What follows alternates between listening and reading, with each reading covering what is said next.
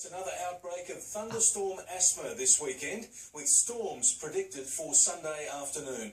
Authorities are anxious to avoid any repeat of last week's tragedy that claimed 8 lives. Laurel Irving joins us now. And Laurel, how are emergency services preparing? Well, Mitch, Ambulance Victoria will have on deck extra paramedics and support staff on Sunday. That's when those storms will start to sweep through the state. And like we saw last Monday, we will have hot, humid weather followed by a gusty change.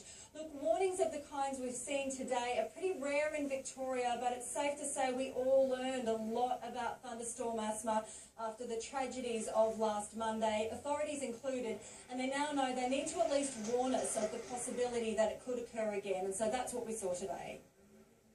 So this is really just a way of going out and saying, look, we've learned some lessons from last week already. We're out there now, preparing, looking at what the risks are, and then trying to mitigate those risks. No one should be alarmed.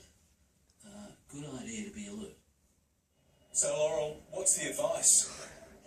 Well, Mitch, we now know that, of course, it's not just people who have asthma who could be affected, but as we saw last Monday, people with allergies and hay fever as well. And so the idea is to please have a plan in place, have your medication on hand, and if that doesn't work, please ring 000.